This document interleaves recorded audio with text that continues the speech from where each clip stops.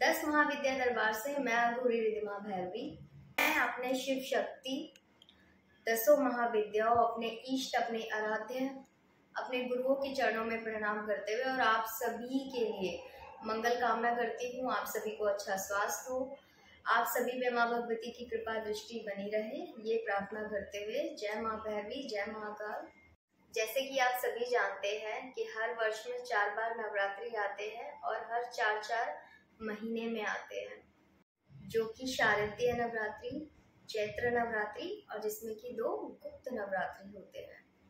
क्योंकि इस नवरात्रि में जो तंत्र विद्या की अधिष्ठात्री देवी होती हैं माँ कामाख्या, उनका पूजन किया जाता है। और इस नवरात्रि में माता रजस्वला होती है और पूरे संसार में जगह जगह से जो लोग पूजा पाठ जैसे तांत्रिक होते हैं, वो लोग इस समय पे, इस स्थान पे एकत्रित होते हैं और तंत्र मंत्र की सिद्धि के लिए आते हैं। माता की आराधना करते हैं, जिससे कि माता बहुत प्रसन्न होती है और इसी कारण से उनकी साधना बहुत ही सरल और सुगम तरीके से हो जाती है। और फिर माता कामाख्या की उस व्यक्ति पर बहुत ही विशेष कृपा दृष्टि हो जाती है। जो लोग नहीं जानते कि अम्बुबाची पर्व क्या है, जो कि आषाढ़ माह की शुक्ल पक्ष की 22 तारीख से 26 तारीख तक होती है, तब उस समय माँ कामाख्या रजस्वला होती है। तो उस पर्व को अम्बुबाची के पर्व के नाम से भी जाना जाता है, जो कि असम में नीलांचल पर्वत पे माँ कामाख्या का शक्तिपीठ है और वहाँ पे इस पर्व को काफी हर्ष के साथ मनाया जाता है। इस ऋतुकाल में माता की योनि से प्रचुर मात्रा में रक्त का बहाव होता है, जिस कारण से माता का पूरा गर्भगृह रक्त से लाल हो जाता है। इसलिए वहाँ पर पूरे में वस्त्र बिछा दिया जाता है और जब माँ पूरी तरह से रजस्वला हो चुकी होती है, मंदिर के कपाट खोल दिए जाते हैं और माता की आराधना की जाती है। और फिर पूजा पाठ के बाद प्रसाद के रूप में माता का वो वस्त्र और काम्या सिंदूर दिया जाता है। और जिन लोगों को काम्या सिंदूर का अर्थ नहीं पता है, तो काम्या सिंदूर का अर्थ ये होता है किसी भी पूजा पाठ, साधना और अनुष्ठान में अपनी मनोकामना के लिए उस सिंदूर का आप प्रयोग कर सकते हैं। और पूरे विधि विधान से माता की किसी भी अनुष्ठान या पूजा में उस चीज़ का आप प्रयोग करते हैं तो माँ कामाख्या आपको आशीर्वाद देती है, अपनी कृपा दृष्टि बनाती है। और अगर उनकी कृपा दृष्टि आ जाए तो फिर तो बात ही क्या है। और उन्हीं की कृपा दृष्टि की वजह से मैं कुछ सालों से उनके दर्शन के लिए जाती हूँ माँ कामाख्या के पास हर गुप्त नवरात्रि में। और इस साल भी मैं जा रही हूँ माँ कामाख्या के दर्शन के लिए, वहाँ साधना आराधना करने के लिए, माँ का आशीर्वाद लेने के लिए। ये बात कुछ वर्ष पहले की है, जो मैं माँ कामाख्या के दर्शन के लिए नहीं जा पाती थी। मेरे मन में हमेशा था कि मैं कभी माँ कामाख्या के दर्शन करूँ, वहाँ पे जाके साधना करूँ।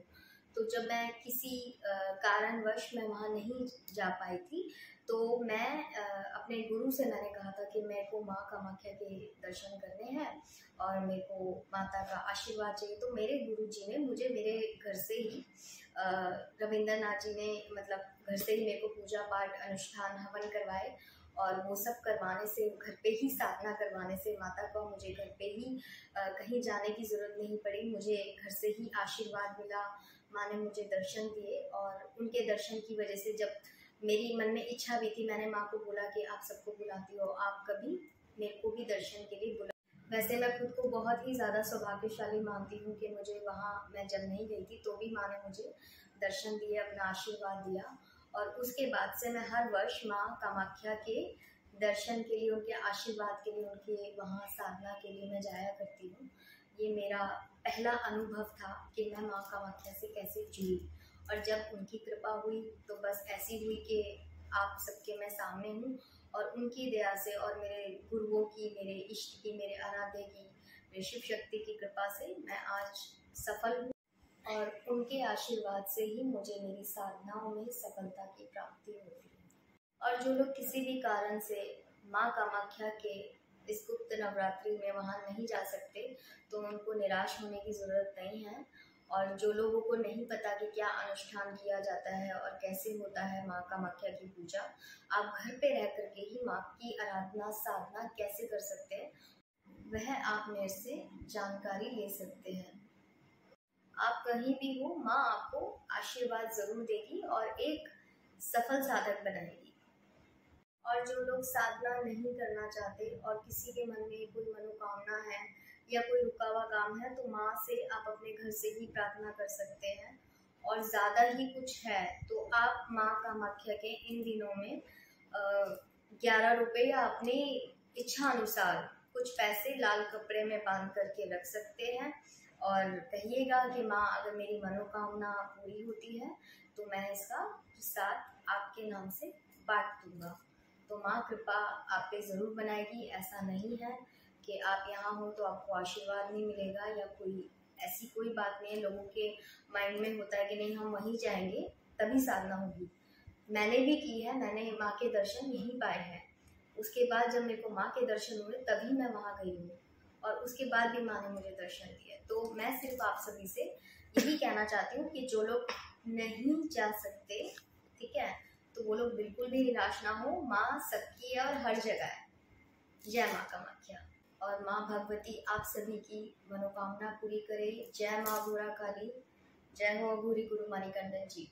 हर हर महादेव। नमः पार्वती पति। हर हर महादेव।